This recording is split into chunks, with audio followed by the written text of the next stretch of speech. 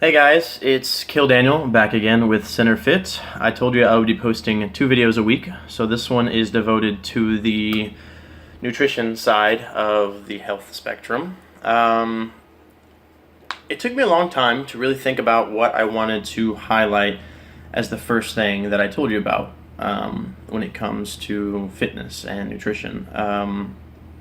So today we're going to cover the basics of the basics, in my opinion. So that's 2 things. What you're consuming and your body type, okay? So a lot of people who are trying to lose weight, and unfortunately in the health world, that's a lot of people's goal. Like it's not about being healthy necessarily, although that is obviously a background influence, but it's about losing weight and looking buff and all this other kind of stuff. But the point is we each have different body types. Our metabolisms work in different ways, and they process the food that we consume, the drink that we consume in different ways. And it's very important as a human being and as somebody who is trying to improve your health and your fitness to identify with which body type that you are, okay? So I will be discussing that briefly. And then the other thing I wanted to talk about today is understanding what you're consuming and how the micronutrients and macronutrients in those things will affect your body, okay? So micronutrients is a whole long shebang, and we don't know half as much as we could about it, so I'm going to be highlighting that in another post at some point later on. But macronutrients is relatively easy, and again, we don't know everything about that either, but we know enough to basically scratch the surface and give you the basics that you'll need in your fitness goals, okay? So, macronutrient-wise, there are 3 macronutrients, and you're going to be intimately familiar with them as soon as I tell you them, so don't let the word macronutrient kind of throw you off if you're new to the fitness world. But you have protein, carbs, and fat, okay? And in each of those categories, there's several subcategories, which important, but not important for now, so we'll get to the first ones. Okay, so as far as the weight in calories, your how much you get per gram of each macronutrient, there is a difference, okay? So there's this common conception out there that fat is bad for you. Fat is terrible, avoid fat as much as you can. Same thing with sugars, like the whole thing is out there. And it is absolutely true that too much of anything, honestly, is bad for you. But the reason why fat has been such a devious enemy for so long is that 1 gram of fat, contains 9 calories versus 1 gram of carbs or 1 gram of protein, which each contain 4. Okay? So as far as weight for weight, pound for pound, ounce for ounce, whatever you want to use, fat in large quantities is going to fuel your body so much more, which there's a lot of stuff that goes into that, but that's neither here nor there. But any excess that your body has as far as calories go, it tries to store in our bodies as fat, So people get afraid of consuming too much fat in a day, and that's obviously a very important fear, because consuming too many calories of any kind in a day, eating too much, for example, is going to result in us gaining weight that we may not necessarily want, okay? So that being said, each of these 3 things has 2 purposes in your body, okay? So protein is synthesized for both your branched chain amino acids, which are used to fuel your cells, and also to be built into muscle, which is why, anybody who's working out, they say consume a lot of protein. It's important, okay? There is research that says there's not a finite amount of protein that you can consume in a day.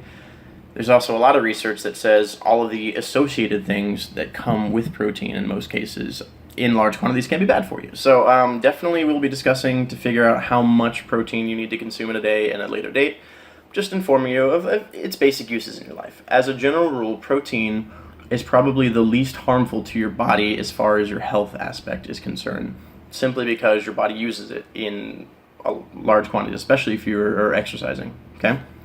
The next thing is carbohydrates. Carbohydrates are your natural energy. They help regulate your glucose levels, which affects both your metabolism and how hungry you are. I'm going to throw a word out there, ghrelin, which we'll discuss later on in the future. But all of these things determine how hungry you are, how much you want to eat, how much your body is going to keep inside your system. And again, like I said, there are both good and bad carbohydrates, which I guarantee you've heard about, so we'll talk about that later. Last but not least is fat. So fat is used to maintain the cell membranes in your skin.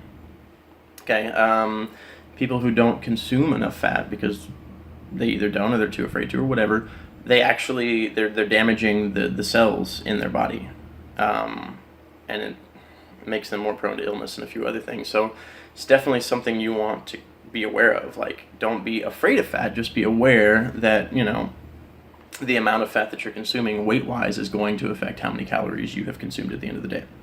Okay, so that's your macronutrient breakdown in a very, very broad scratch-the-surface spectrum. The other thing is, each of you who are following this and trying to pursue your fitness path have to kind of look at the type of body that you have. Okay, so popular research suggests that we have 3 body types. Okay, we have endomorphic, ectomorphic, and mesomorphic. Okay, a lot of it's a lot of it is determined by genes, and there's not a lot you can do about that. But a lot of it also can be seriously affected by how much you consume in a day food-wise, how much you exercise in a day, how active you keep your metabolism. Okay, at one point I thought I was an endomorph, which in layman's terms is a hard loser. You know, you get big, you can't ever lose any weight, you feel depressed, you know, it's hard for you to feel like anything that you're doing is actually accomplishing anything towards your fitness goals, and it's frustrating. But as I started exercising more and I started reading more, I realized that I was probably closer to a mesomorph, which is something right in the middle, where, I mean, you gain or lose what you eat and what you do with yourself. And honestly, that's probably the best place you want to be as a person, in my opinion, because it means that all your hard work will pay off somewhere down the lines, as long as you are aware of what you're doing. Ectomorphs are the hard gainers. These are the people that most people want to be because they see these skinny, aesthetically pleasing guys and girls, and they think to themselves, I would love to have a body like that, I'm so jealous. And what they don't realize is these people struggle. I mean, especially, I hate to say it this way, but men, ectomorphic men who want to be perceived as manly and all that, you know, nonsense there, they struggle to put on and keep weight, to look muscular. My friend Ronnie, I mean, he is in fantastic shape, but he has been trying for years to get there, and he finally, you know, got this whole ectomorphic thing stuck in his head, realized he had to consume a lot of food and work out regularly, and I will definitely be posting a link to his information and kind of keeping him on board with this whole thing. But my point is your body type determines how fast you process food. It determines what your body does with the food. And it's important to recognize what your body type is, because then you can make goals for your health and fitness based specifically on, you know, what your body is going to do. So I will be discussing more in depth what each of those body types is and how it affects you from day to day, and kind of help you to determine your own body type. But that's the basics for today. So think about, at the end of this video, what you're normally consuming in a day. And it's very hard in the beginning to know the ingredient labels on everything. And it's frustrating to read all that and try to stack up all your numbers and compare portion sizes to what you're actually consuming. But think about what you're eating every day, and then look into those things and see what percentage of what you're eating is fat and protein and carbohydrates. And a lot of people will see there is a large percentage of our calories coming from one direction to the other, depending on where we're at in our health and fitness life. And it is very important to try to maintain a balance as best we can between all 3 of those things. And then when you're finished with this video and you've done that a little bit, also consider throughout your life whether you've had an easy time gaining weight or a hard time losing weight, or you feel like you more or less have been in the middle, and anything that you eat kind of is reflected in your body, and you have to, you know, work to keep where you want to be. And then once we've established that, we can actually put baseline goals towards where we want to be and how to get there. Okay? Anyways, thank you for coming and viewing this video, all 10 minutes of it. I'm going to try to keep them shorter from here on out. I really appreciate you for all stopping by. Please like, subscribe, all that kind of stuff. I'm not very good at this, but eventually somebody will like me. And if you have any questions, again, please, KillDaniel1101 on pretty much everything that I have, and Synerfit, this is the YouTube video itself. All right, have a good day.